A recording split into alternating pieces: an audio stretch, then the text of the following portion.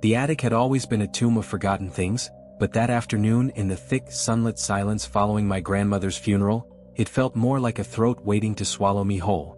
The air was a solid thing, hot and grainy with dust that swam in the slants of light cutting through the lone, grimy window. It smelled of cedar and mothballs and that faint, ghostly trace of Yardley lavender powder she'd used for 70 years, a scent that now felt less like memory and more like a presence. I was sorting through the detritus of a long, quiet life, boxes of old National Geographics, a moth-eaten fox stole with sad glass eyes, a cracked porcelain wash basin, when my fingers brushed against the cold metal of the biscuit tin tucked behind the main beam. It wasn't decorative, it was plain, the kind that once held shortbread, its surface mottled with rust blooms like old bloodstains. The latch gave with a reluctant screech. Inside, nestled on a bed of faded tissue paper, was a single cassette tape.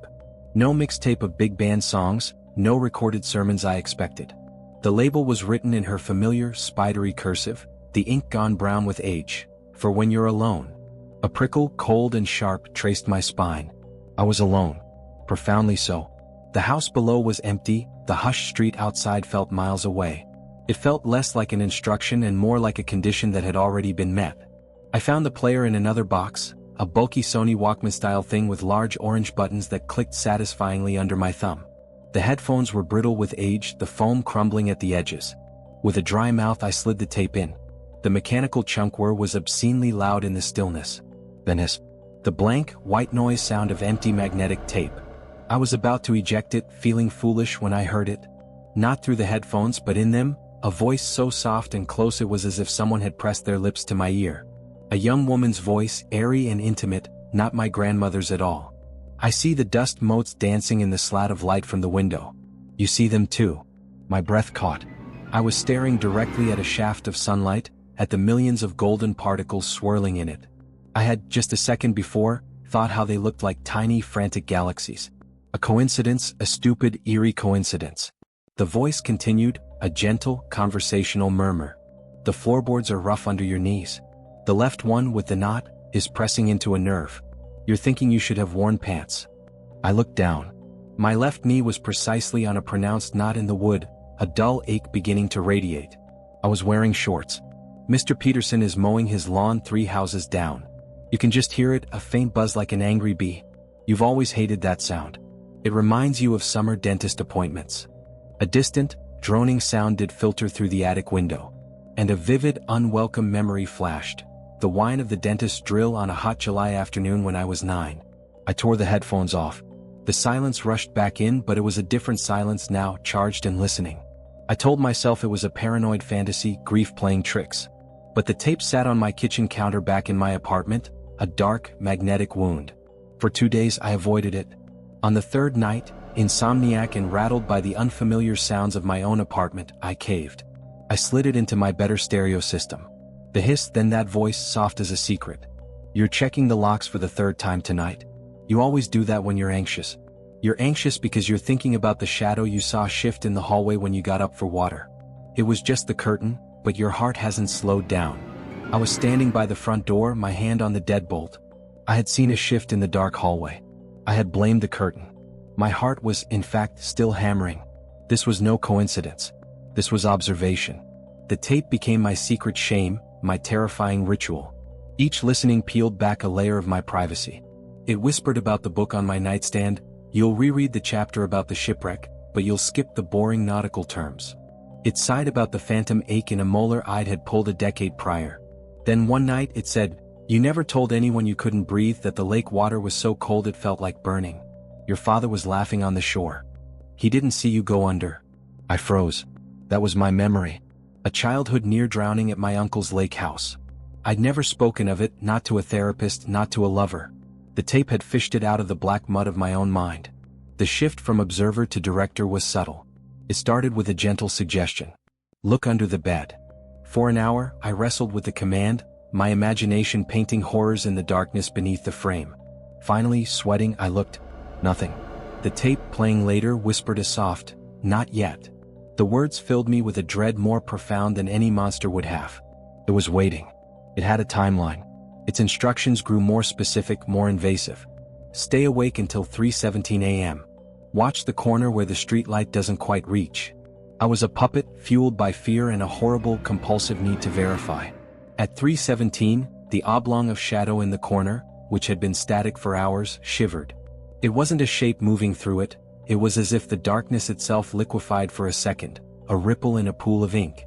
A small, pathetic whimper escaped my throat, and the tape playing the next day echoed it back to me. "You will cancel your lunch with Sarah tomorrow. You will say you have a migraine." I did. I lied to my best friend. The tape was sculpting my life, carving away my connections, my will. It asked for a memory of my first kiss, and for weeks afterward, the recollection was flat, emotionless, like reading a bland description in a book. It was deleting me piece by piece. The final descent happened last night. I hadn't played the tape in 2 days, an act of rebellion that left me jittery and sick. I was in the kitchen when I heard it, not from the stereo, but from the closed drawer where I'd imprisoned it. A muffled yet crystal-clear whisper, "You're holding the knife too tightly. Your palm is sweating.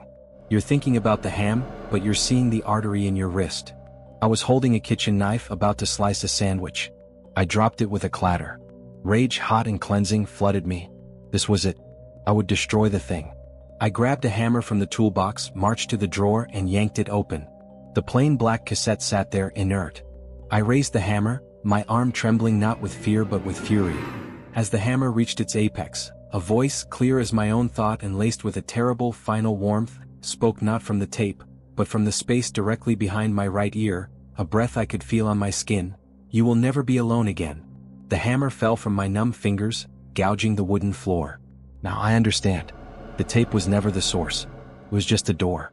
And I opened it. It's here now. A constant, soft murmur underneath everything. The hum of the fridge, the drip of the tap, the pulse in my own ears. It's narrating this. It's describing the tremor in my hands as I type, the salt taste of tears on my lips, the exact number of words I've written. It's telling me I'll finish this sentence, save this document, and then go sit silently in the dark living room for exactly 47 minutes. And I will. The silence, the true empty silence, is now the most terrifying thing imaginable. This voice, this parasitic, knowing companion, is all I have left. And the worst part, the part that chills me deeper than any ghost story ever could, is that I'm starting to find its endless, intimate whisper profoundly comforting. It's the only thing that feels real anymore.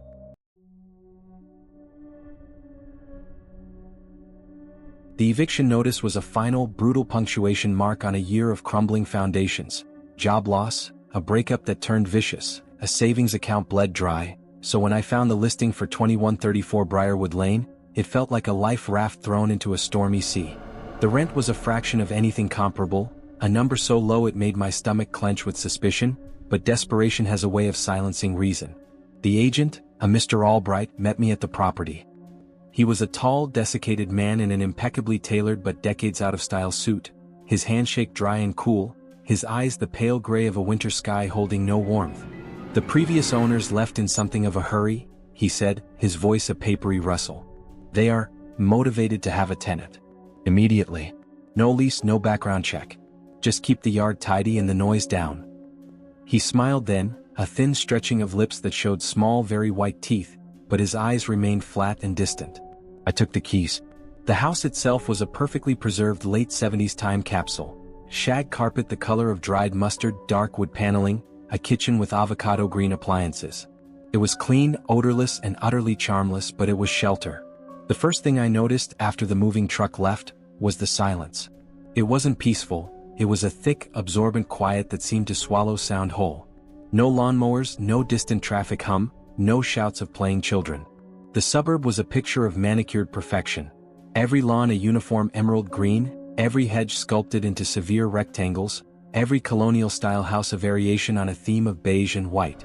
But there were no tire marks on the driveways, no toys on the porches, no seasonal flags. The windows uniformly had their blinds drawn tight like closed eyelids. The only sign of life was directly across the street, at 2133 Briarwood. An older couple, the Millers according to the polished brass nameplate by their door, seemed to be the neighborhood's sole occupants. And they were creatures of impeccable, almost militant habit. At 7:05 a.m., rain or shine, Mr. Miller would emerge, retrieve his newspaper from the pristine lawn, and stand on the porch for exactly 3 minutes, scanning the headlines with a slight frown.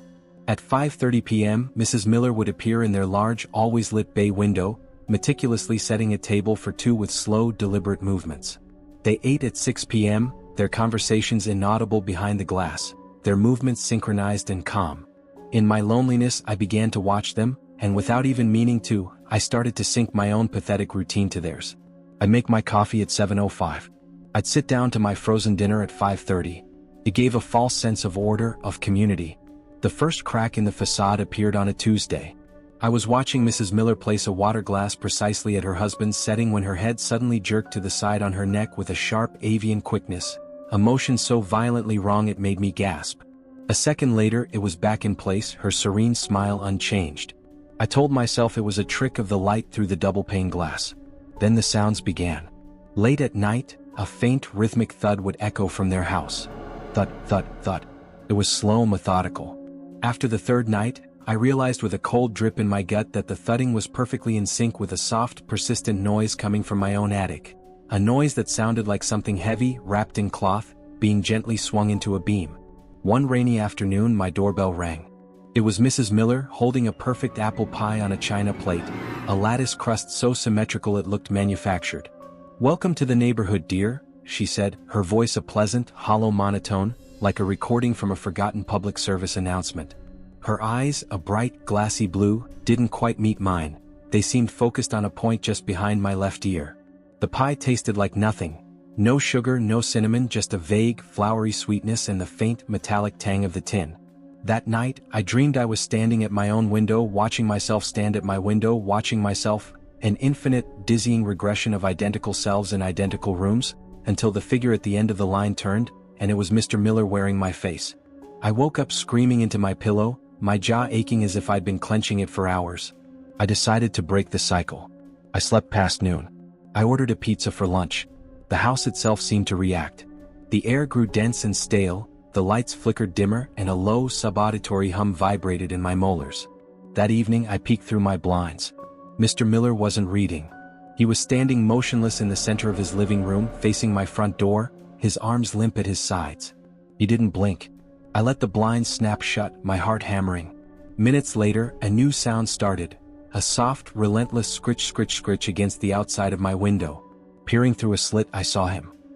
He was in his yard, under the cover of darkness, expertly trimming the already perfect boxwood hedge with a pair of silver shears. But the shears were cutting nothing but air, moving inches above the actual foliage, his face tilted up toward my window the entire time. Panic, pure and electric, finally overrode my paralysis. I packed a bag, resolved to drive anywhere, sleep in my car. Exhaustion, however, is a potent drug. I fell into a deep, unnatural sleep on the couch and awoke with a jolt, not in my bed but standing at my own bay window. It was 5:30 a.m. I was wearing my bathrobe. Across the street, Mr. Miller was already at his post in an identical robe. He saw me. Slowly, deliberately, he raised his right hand in a stiff palm-out wave. To my utter horror, my own arm rose, mirroring his gesture perfectly. I fought it, muscles quivering with strain, sweat beading on my forehead, but my arm completed the wave before dropping, numb and heavy, to my side. The final act of the grotesque pantomime came at dusk. I finally mustered the courage to bolt. I threw open my front door, and there, planted neatly in the center of my immaculate lawn, was a bright, new for sale sign. I looked up the street. In front of every single house on Briarwood Lane, an identical sign had sprouted from the earth. And in every single bay window, a figure now stood silhouetted against the internal light, tall, short, adult, child-shaped, all of them perfectly, unnaturally still. They were a silent audience. They were waiting for the next performance. Waiting for me to finish learning my role so the cycle could repeat. I stumbled back inside, locking the door with trembling hands. From my window now, I see the signs are gone. The Millers are sitting down to their dinner. The table is set with surgical precision. But now there are 3 places set. The third chair, the one that faces the window that faces me, is pulled out, waiting. The knife and fork are laid. The water glass is full. And Mrs. Miller is looking directly at me for the first time, a serene invitation in her glassy blue eyes.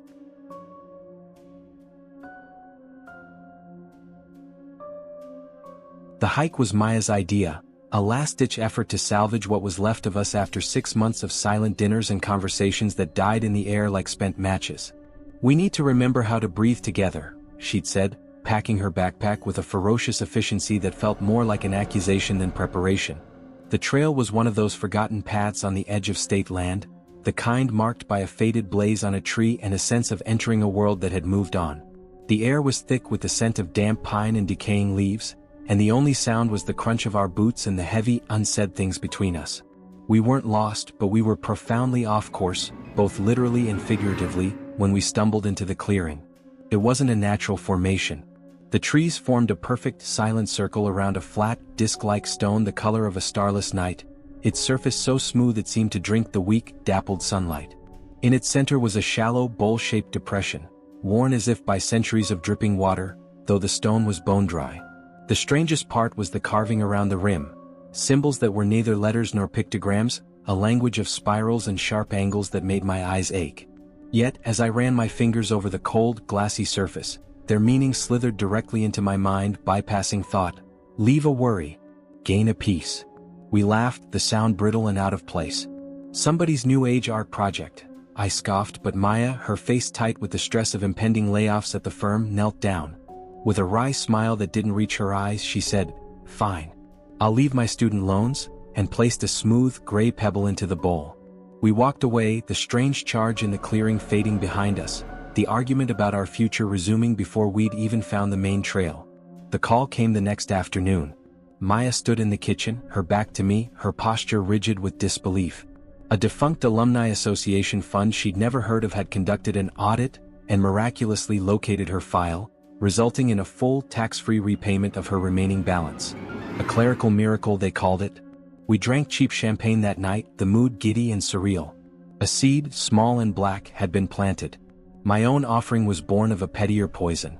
A few days later, watching Maya laugh at a text from Liam, her old college friend whose constant, easy presence in her life felt like a splinter under my skin, I drove back to the clearing alone. The stone waited, darker than the surrounding shadows. "I'll leave Liam," I muttered, the jealousy hot and sour in my throat. I dropped a dried pine twig onto the spot where Maya's pebble had been. 2 days later, Liam, an avid cyclist, took a corner too fast on a familiar road. His bike hit a patch of gravel that the town, in a bizarre oversight, had failed to mark. A broken collarbone, a shattered wrist, a concussion. He was shipped back to his parents' house in another state for a long, quiet recovery. Maya cried and I held her, my skin crawling with a horror I mistook for guilt. The stone worked. It became our secret altar, our shameful addiction. A petty fear about a work presentation, offered with a fallen leaf, resulted in my boss canceling the meeting entirely. A worry about a weird car noise, offered with a nickel, resolved with a mechanic finding a loose hose clamp and charging nothing. Our lives became frictionless, a smooth downhill glide. But the stone began to hunger for more substantive fuel. The first tangible request was a lock of hair. The thought just popped into my head as I stared at the depression, which was never full, always empty and waiting. I cut a curl from behind my ear. The next day, a promotion I hadn't even applied for landed in my lap. Then it asked for a drop of blood. I pricked my finger, let a single crimson bead fall into the stone's bowl, where it vanished without a trace. A winning lottery scratch card appeared in my grocery bag, the cashier insisting she'd already scanned it. The payoffs were bigger, but the cost was becoming personal. Then it asked for memories. Offer the memory of your grandfather's funeral, the urge whispered in my mind, not in words, but in a cold, compelling certainty. I placed a faded photograph of him in the bowl, concentrating on the stifling heat of the chapel, the smell of lilies and old wood, the confusing weight of the dirt clods on his casket. The next morning, trying to recall his voice, I found only a bland, generic impression of an old man. His face in my mind was a smudge. Maya offered the memory of her first heartbreak. She seemed lighter, unburdened, but also simpler, as if a layer of depth had been sanded away. The stone's demands grew abstract, cruel. It asked for the sound of your laughter on a Tuesday. For a week, every attempt to laugh produced only a dry, hacking cough. It asked for the color of your joy. Over the next month, the world bled of its vibrancy. The brilliant green of spring leaves became a murky olive. The blue of the sky faded to a weary slate. Food lost its taste. Music became just notes. We were becoming shells, polished and empty, but oh, we were successful. We were worry-free. The crash was inevitable. We tried to quit, to be human again.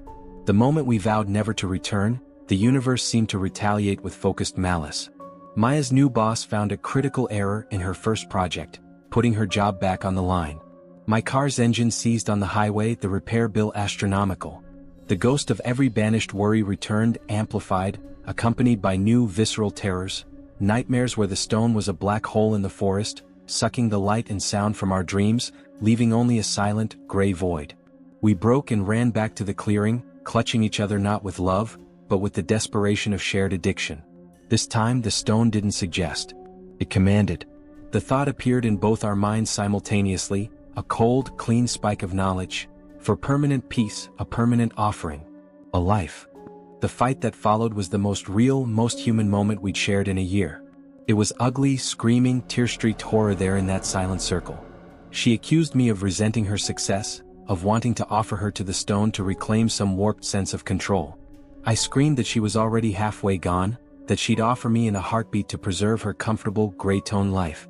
In that maelstrom of rage and fear, we both, in the secret, silent chambers of our hearts, wished the same thing, for the other to just vanish, to cease to be the source of this pain. We didn't speak it.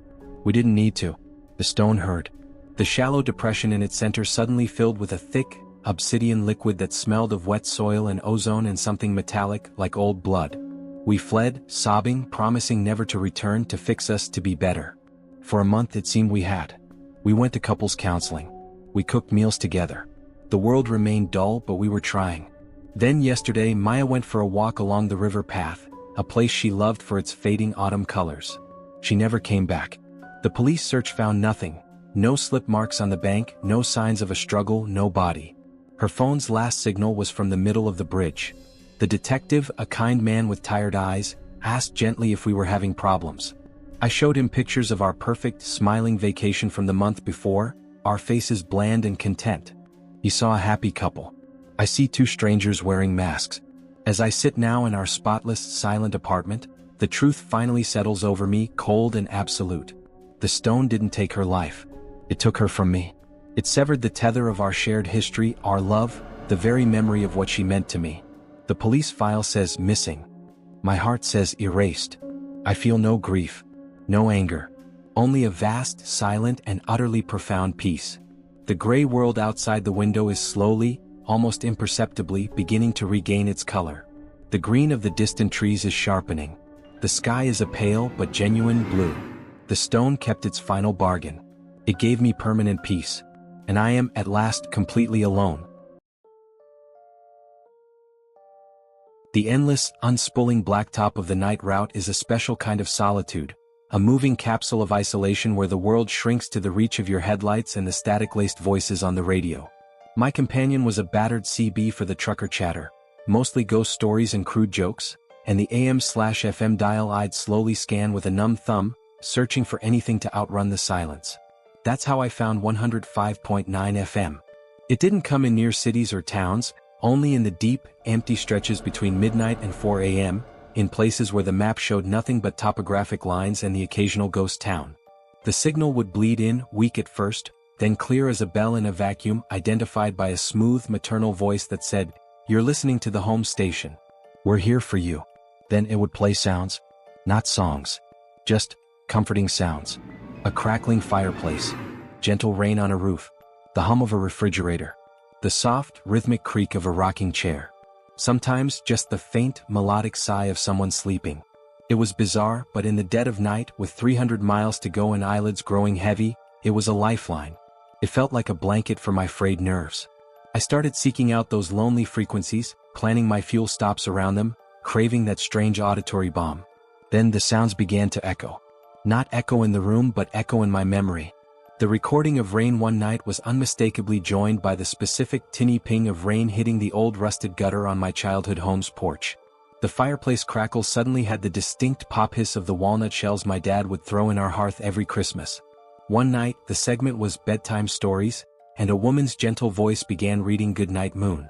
It was my grand's voice, with her soft Scottish burr, and she made the same mistake she always had, saying "good night" to the mittens as "good night" to the mittensh. I had to pull over, my hands shaking on the wheel. It was impossible, a sick, beautiful coincidence that hooked me deeper than any hit song could. This station was stitching itself into my past. Then came the new segment, Neighbor's Window. It was genius in its mundane horror. You'd hear the muffled, warm sounds of a family living in the apartment next door. The clatter of pots, a man's low chuckle, a woman humming off-key, a child's squeal of laughter, the soft, murmured argument of a couple making up. I learned their names from their calls, Frank and Ellen, and their little girl, Sophie, who was taking piano lessons. Her clumsy scales, improving week by week, became a highlight. I felt a bizarre, parasocial kinship with them. They were my nighttime family, a beacon of normalcy in my rootless existence. The night the segment turned was a Tuesday. The sounds were different, frantic, sharp. Drawers slammed open and shut. Ellen's voice strained and high. "Frank, where is it? Where did you put it?" Frank's reply was a low, angry rumble, unintelligible but threatening. A door slammed so hard the radio speaker crackled. Then silence. The next night, neighbor's window, was just the sound of a woman sobbing, softly, hopelessly. No Frank. No piano. The home station returned to its generic sounds, but the rain now felt cold, the fireplace sound fake. I was devastated. I called the FCC on a landline at a truck stop. They had no record of a station on 105.9 in that entire region. On a trucker forum, a user with the handle Long Haul Ghost replied to my query with a single line: "Ghost frequency. It's not broadcasting to you. It's broadcasting for you. Stop listening before it learns your present tense." I deleted the post, a chill in my gut. But I couldn't stop. I was a junkie for the mystery. Last night, I entered the Blackwell Canyon, a notorious radio dead zone and a stretch of road so dark it feels like driving off the edge of the world. My CB was silent, the AM dial a chorus of shrieks and whines. And then 105.9 cut through, clearer than it had ever been, a signal so strong it felt like someone was in the passenger seat. The smooth voice said, "And now a new segment, driver's seat." And I heard my life. The specific, wheezy grind of my own truck's gearbox as I downshifted for the canyon's curve. The whistle from the tiny, irreparable crack in my passenger window seal. The rustle of the specific brand of beef jerky I'd opened 20 minutes prior. Then my own voice, badly singing along to a classic rock song I'd had on repeat. It wasn't a recording from earlier. It was now. The thump of the uneven pavement under my tires in the audio was in perfect sync with the actual thump I felt. My blood turned to slush in my veins. This was live radio. Of my cab. I spun, shining a flashlight into the sleeper berth. Empty. I scanned the dark road ahead. Then a new sound layered into the audio feed. A soft, polite knocking. Knock. Knock. Knock. It came from the radio speaker but also, faintly, from the outside of my truck. I looked at my side mirror. On the narrow shoulder, keeping perfect, impossible pace with my 18-wheeler, was a sedan. Its lights were off. Its interior was pitch black. And from its passenger window, a pale, slender arm was extended, its hand gently, patiently knocking on the side of my trailer. Knock. Knock. Knock. The radio broadcast the sound in perfect, gruesome stereo. My own ragged, terrified breathing roared from the speakers, a feedback loop of panic. The arm kept pace, never falling behind or surging ahead, knocking with a dreadful courtesy. The station ID whispered over it all, the woman's voice now intimate, knowing, "You're listening to 105.9 FM. The station that comes home with you. We'll be right back after you pull over." I haven't pulled over. I've been driving for 14 hours straight. My eyes are sandy dunes, my back is a rod of agony. The car is still there, a dark shape in the mirror, the arm still knocking. My fuel gauge needle kisses the big E. And just a minute ago, the station faded out the knocking and my breathing, and began to play a new, familiar sound. The exact, distinctive crackle and pop of the River Rock fireplace in my living room, 800 miles away. It's playing the sound of home. Not my home from memory. My home right now. It's waiting for me there. It's already inside. And the knocking on the trailer has just changed rhythm. It's not random anymore. It's tapping in Morse code. I learned it in the Boy Scouts. It's tapping, almost, home.